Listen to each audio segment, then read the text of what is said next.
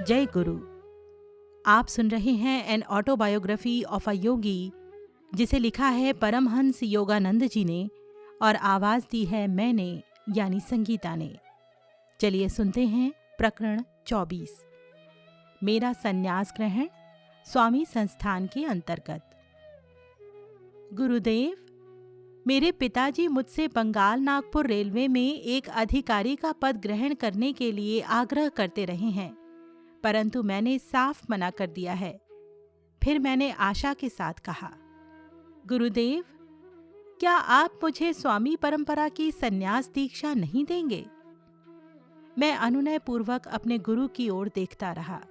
विगत वर्षों में मेरे निश्चय की गहराई की परीक्षा लेने के लिए उन्होंने मेरे इसी अनुरोध को कई बार ठुकरा दिया था, परंतु आज अनुग्रहपूर्ण मुस्कान उनके मुखमंडल पर आ गई। ठीक है, कल मैं तुम्हें संन्यास दीक्षा दे दूंगा। फिर शांत भाव से वे कहते गए, मुझे खुशी है कि संन्यास ग्रहण करने की इच्छा पर तुम अटल रहे। लाहिड़ी महाशय प्रायः कहा करते थे, अपने जीवन के वसंत में यदि तुम ईश्वर को आमंत्रित नहीं करोगे तो तुम्हारे जीवन के शिशिर में वे तुम्हारे पास नहीं आएंगे। प्रिय गुरुदेव, मैं आप ही की भांति स्वामी परंपरा में शामिल होने की अपनी इच्छा को कभी नहीं छोड़ सकता था। असीम स्नेह के साथ उनकी ओर देखते हुए मैं मुस्कुराया। अविवाहित पुरुष प्रभु से संबंधित बातों की चिंता में रहता है कि कैसे वो प्रभु को प्रसन्न करे, परंतु विवाहित पुरुष संसार की बातों की चिंता में रहता है कि कैसे वो अपनी पत्नी को प्रसन्न करे। मैंने अपने अनेक मित्रों के जीवन का विश्लेषण किया था, जिन्होंने कुछ आध्यात्मिक साधना करने के बाद विवाह कर लिया था। सांसारिक जिम्मेदारियों के सागर में कूद पड़ने के बाद गहरा ध्यान करने के अपने संकल्पों को वे भूल गए थे। प्रभु को अपने जीवन में द्वितीय श्रेणी का स्थान देने की मैं कल्पना भी नहीं कर सकता था।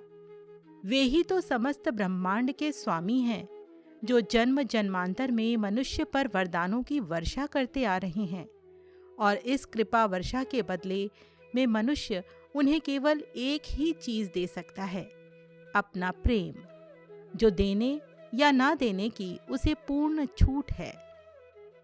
सृष्टि के अणु परमाणुओं में अपनी उपस्थिति को रहस्य के आवरण में छिपाए रखने के लिए अनंत उपायों की योजना के जो कष्ट सृष्टिकर्ता ने उठाए हैं, उसमें उसका केवल एक ही उद्देश्य हो सकता है। उसकी एक ही भावुक इच्छा हो सकती है कि मनुष्य स्वेच्छा से उसकी तलाश करे। प्रत्येक प्रकार की विनम्रता के कौन से मखमली दस्ताने द्वारा उसने सर्वशक्तिमत्ता के अपने वज्र हस्त को छिपाया नहीं है। अगला दिन मेरे जीवन का सबसे अविस्मरणीय दिन था। मुझे याद है कि कॉलेज से ग्रेजुएट होने के कुछ सप्ताह बाद ही सन 1914 के जुलाई महीने का एक गुरुवार था। अपने श्रीरामपुर आश्रम के भीतर के एक बरामदे में श्री युक्तेश्वर जी ने एक श्वेत रेशमी वस्त्र को संन्यास धर्म के परंपरागत गेरुए रंग में डुबोया। जब वस्त्र सूख गया तो मेरे गुरु ने उसे एक सन्यासी के वस्त्र के तौर पर मेरे बदन पर लपेट दिया। किसी दिन तुम पश्चिम में जाओगे, जहां रेशमी वस्त्रों को पसंद किया जाता है, उन्होंने कहा।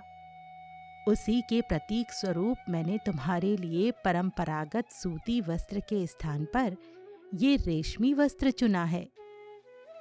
भारत में जहां सन्यासी अपरिग्रह वृत्ति का व्रत लेते हैं, रेशमी वस्त्र परिधान किया हुआ स्वामी शायद ही कभी दिखाई देगा, परंतु अनेक योगी रेशमी वस्त्र पहनते हैं, क्योंकि रेशमी वस्त्र शरीर के कुछ सूक्ष्म प्रवाहों को सूती वस्त्रों की अपेक्षा अधिक अच्छी तरह से रोक कर रखते हैं। मुझे अनुष्ठान, संस्कार आदि के कर्मकांड में कोई रुचि नहीं है।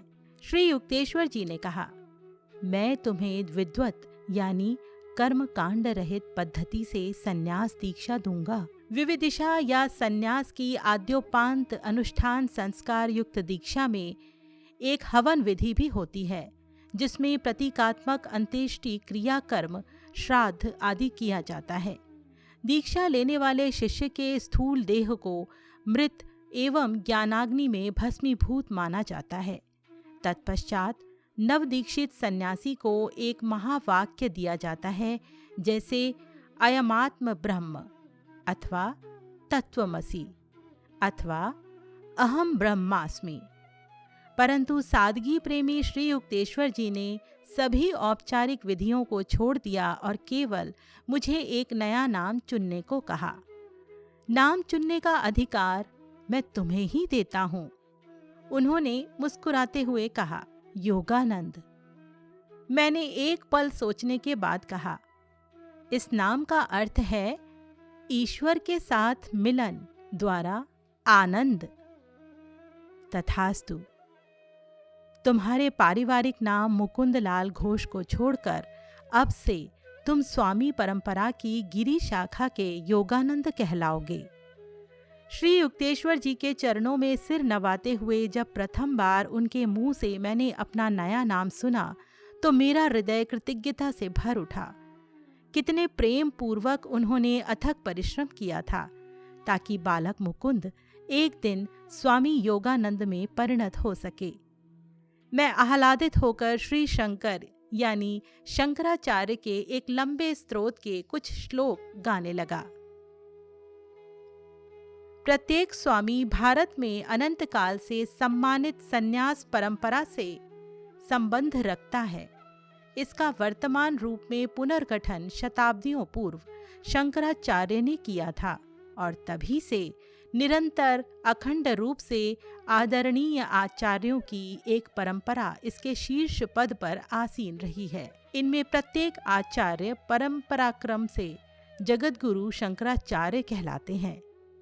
शायद 10 लाख तक सन्यासी स्वामी संप्रदाय में हैं। इस संप्रदाय में प्रविष्ट होने के लिए एक शर्त ये होती है कि उन्हें किसी ऐसे पुरुष से दीक्षा लेनी पड़ती है जो स्वयं स्वामी है।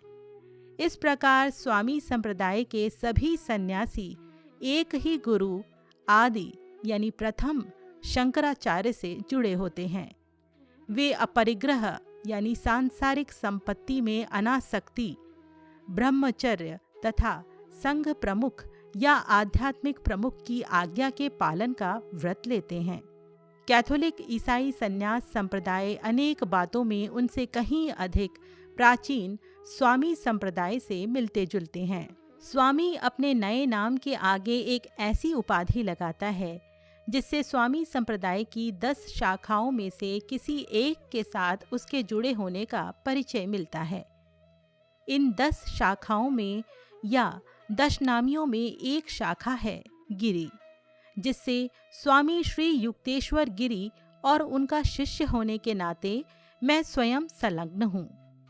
अन्य शाखाएं हैं सागर, भारती, पुरी, सरस्वती, तीर्थ, अरण्य, आश्रम, वन और पर्वत।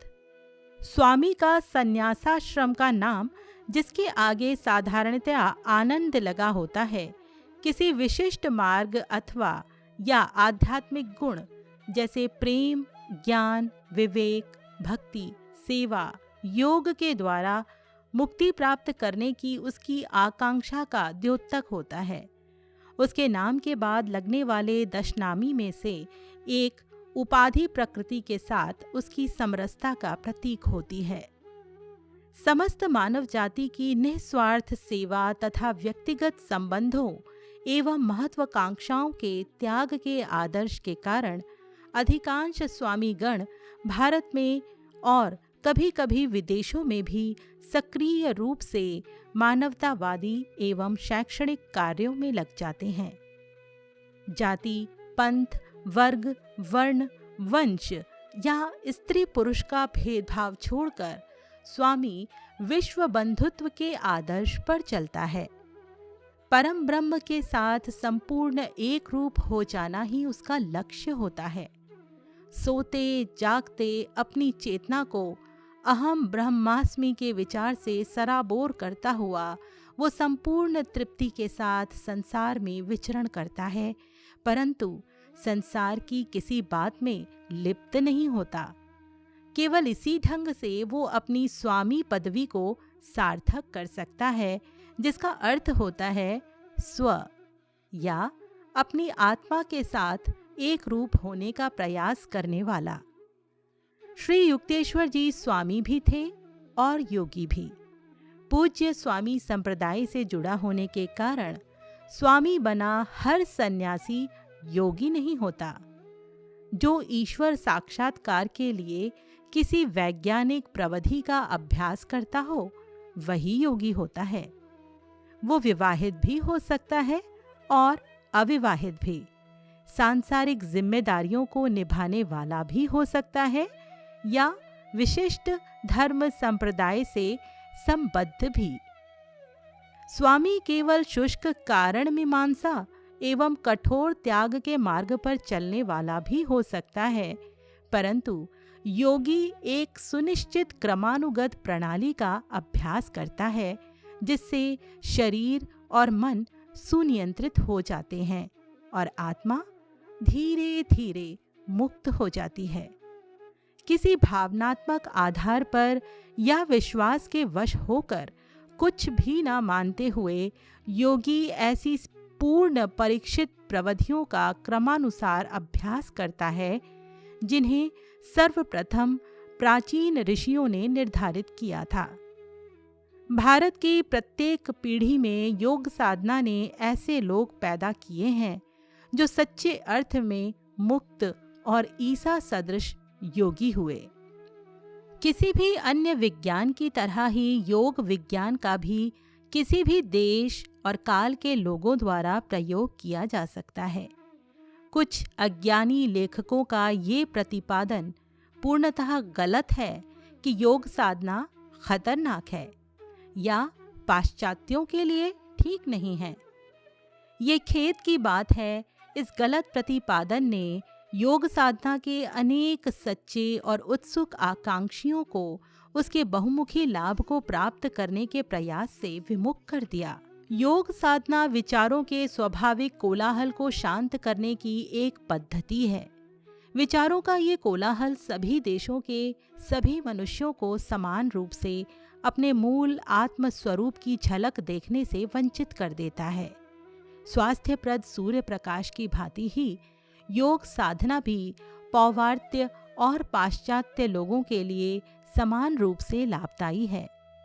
बहुतांश लोगों के विचार अशांत और चंचल होते हैं, अतः मन नियंत्रण के विज्ञान योग साधना की आवश्यकता स्पष्ट है। प्राचीन ऋषि पतंजलि योग की व्याख्या इस प्रकार करते हैं: चित्त में एक के बाद एक उठती ही रहने वाली लहरों को शांत करना। उनका संक्षिप्त परंतु अत्यंत ज्ञान युक्त ग्रंथ योग सूत्र हिंदू षड दर्शन में से एक दर्शन है। पाश्चात्य दर्शनों के विपरीत हिंदू षड दर्शन में न केवल सैद्धांतिक तत्वावलोकन बल्कि व्यवहारिक प्रणालियों का भी समावेश है। तत्व मीमांसा में सामने आ सकने वाले प्रत्येक प्रश्न का गहन विचार करने के पश्चात हिंदू शास्त्र 6 निश्चित मार्ग बताते हैं, जिनका उद्देश्य हमेशा के लिए दुख मुक्त होकर अक्षय आनंद की प्राप्ति करना है। उत्तरकालीन उपनिषद कहते हैं कि 6 दर्शनों में से योग सूत्र में ही सत्य की प्रत्यक्ष अनुभूति करने की सबसे प्रभावी पद्धतियां हैं। योग की व्यवहार योग्य प्रविधियों के अभ्यास से मनुष्य कल्पना के बंजर प्रदेश को हमेशा के लिए पीछे छोड़कर परम तत्व की प्रत्यक्ष अनुभूति करता है। पतंजलि की योग पद्धति अष्टांग योग के नाम से जानी जाती है। इसके पहले 2 अंग हैं। पहला यमः नैतिक सदाचार, अहिंसा, सत्य, अस्तेय, ब्रह्मचर्य और अपरिग्रह का पालन, और नियमः धर्माचरण यानी शौच, संतोष, तप, स्वाध्याय और ईश्वर प्राणिधान। इसकी अगली सीढ़ियां हैं आसन यानी शरीर की उचित स्थिति, स्थिर सुखमासनम, मेरुदंड सीधा और ध्यान के लिए आरामप्रद अवस्था में निश्चल शरीर, प्राणायाम यानी सूक्ष्म जीवन प्रवाह या प्राण पर नियंत्रण, और प्रत्याहार यानी इंद्रियों को बाह्य विषयों से निवृत्त कर अंदर वापस मोड़ लेना। आखिरी सीढ़ियां योग के प्रत्यक्ष अंग हैं। धारणा यानी एकाग्रता, मन को एक ही विचार पर एकाग्र रखना। ध्यान और समाधि यानी पराचैतन्य का अनुभव। योग का ये अष्टांग मार्ग साधक को कैवल्य के अंतिम लक्ष्य पर पहुंचा देता है, जिसमें योगी किसी भी बोध शक्ति की पहुंच से परे के सत्य को जान लेता है। ये प्रश्न मन में आ सकता है कि कौन बड़ा है, स्वामी या योगी? जब ईश्वर के साथ एकता स्थापित हो जाती है, तब विभिन्न मार्गों के भेद अपने आप ही समाप्त हो जाते हैं। परंतु भगवत गीता में कहा गया है कि योग शास्त्र की पद्धतियां सर्वसमावेशक हैं। ये पद्धतियां केवल विशिष्ट प्रकार के या विशिष्ट स्वभाव गुणों वाले व्यक्तियों जैसे संन्यस्त जीवन की ओर झुकाव रखने वाले अत्यंत कम लोगों के लिए ही निर्धारित नहीं है। योग साधना के लिए किसी विशिष्ट संप्रदाय के साथ औपचारिक तौर पर जुड़े रहना भी आवश्यक नहीं है। योग विज्ञान उस मूलभूत आवश्यकता की पूर्ति करते हैं जो सबके लिए एक समान होती है, अतः ये सबके लिए समान रूप से लागू होता है। सच्चा योगी अपने कर्तव्यों का निर्वाह करते हुए संसार में रह सकता है। वहाँ वो पानी पर तैरते मक्खन की तरह होता है, आसानी से पतला बनाए जा सकने वाले अनुशासन विहीन मानव जाति रूपी दूध की तरह नहीं। यदि मनुष्य अपने अहंकार की इच्छा वासनाओं में मानसिक रूप से लिप्त ना हो और जीवन में अपनी भूमिका को केवल ईश्वर का एक स्वैच्छिक माध्यम बनाकर अदा करे, तो सांसारिक कर्तव्यों को निभाने के लिए उसे ईश्वर से अलग होने की आवश्यकता नहीं रहती। अमेरिका या यूरोपीय देशों में या अन्य अहिंदू देशों में रहने वाले ऐसे कई महान लोग आज इस संसार में हैं जिन्होंने योगी या स्वामी जैसे शब्द भी कभी सुने नहीं होंगे, परंतु फिर भी इन शब्दों के वे जीते जागते उदाहरण हैं। मानव जाति की निस्वार्थ सेवा करने के कारण या मनोवेगों और विचारों पर पूर्ण नियंत्रण होने के कारण या ईश्वर पर एक निष्ठ प्रेम होने के कारण या एकाग्रता की तीव्र शक्ति के कारण वे एक अर्थ में योगी ही हैं, क्योंकि उन्होंने अपने समक्ष योग का लक्ष्य निर्धारित कर लिया है, आत्म संयम। यदि इन लोगों को योग का निश्चित विज्ञान सिखाया जाए, जिसके अभ्यास से मनुष्य के मन और जीवन की दिशा पर अधिक सचेत नियंत्रण प्राप्त हो जाता है, तो ये लोग और अधिक ऊंचे उठ सकते हैं। कुछ पाश्चात्य लेखकों ने योग शास्त्र के बारे में ऊपरी तौर पर गलत धारणा बना ली, परंतु इन लोगों ने कभी भी योग का अभ्यास करके नहीं देखा है। योग के सम्मान में प्रकट किए गए अनेक विचारशील वक्तव्यों में से यहाँ स्विट्जरलैंड के प्रख्यात मानस शास्त्री डॉक्टर सीजी जंग के विचार उल्लेख करने योग्य हैं। डॉक्टर जंग लिखते हैं, जब कोई साधना प्रणाली अपने को वैज्ञानिक पद्धति कहकर प्रस्तुत करती है, तो पश्चिम में अनुयायी मिलने के प्रति वो निश्चिंत हो सकती है। योग साधना इस पर खरी उतरती है। नवीनता के आकर्षण और आधी समझी गई बात के प्रति अनुभूत होने वाली जिज्ञासा के अतिरिक्त भी योग को अनेकानेक अनुयायी मिल सकने के अच्छे खासे कारण हैं। योग नियंत्रित अनुभूति की संभावना प्रस्तुत करता है और इस प्रकार तथ्यों की विज्ञाननिष्ठ आवश्यकता की पूर्ति करता है, और इसके अलावा उसकी व्यापकता और गहराई, उसकी श्रद्धास्पद आयु, उसका सिद्धांत और पद्धति जिसमें जीवन की हर अवस्था का समावेश है, इन सब के कारण योग स्वप्नातीत संभावनाओं का अवसर प्रदान करता है। प्रत्येक धार्मिक या दार्शनिक साधना में मनोवैज्ञानिक अनुशासन या मानसिक आरोग्य प्रणाली होती है। योग की विशुद्ध शारीरिक बहुविध पद्धतियों में शारीरिक आरोग्य भी शामिल है, जो साधारण व्यायामों और श्वास व्यायामों से कहीं अधिक श्रेष्ठ है, क्योंकि ये न केवल शारीरिक और वैज्ञानिक हैं, बल्कि आध्यात्मिक भी हैं। शरीर के अंगों का व्यायाम करने के साथ साथ इसमें साधक उन्हें पूर्ण रूप से आत्मा के साथ एकाकार करता है, जैसा कि उदाहरण के लिए प्राणायाम में होता है। प्राण श्वास भी है और ब्रह्मांड की सक्रिय शक्ति भी। जिन धारणाओं पर योग आधारित है, उन धारणाओं के ज्ञान के बिना योग साधना विशेष प्रभावकारी नहीं होगी। ये साधना शारीरिक और आध्यात्मिक पहलुओं में असामान्य रीति से सामंजस्य स्थापित कर देती है। पूर्व में जहाँ ये संकल्पनाएं और पद्धतियां विकसित हुईं और जहाँ हजारों वर्षों की अखंड परंपरा ने आध्यात्मिक नींव तैयार कर दी है, मुझे पूर्ण विश्वास है कि योग शरीर और मन दोनों को इस प्रकार एकीभूत कर देने की सर्वांगपूर्ण समुचित पद्धति है कि उसके बारे में कोई शंका ही नहीं रहती। शरीर मन की ये युति एक ऐसी मनोवैज्ञानिक अवस्था उत्पन्न करती है कि उस अवस्था में अतीन्द्रिय अनुभूति संभव हो जाती है।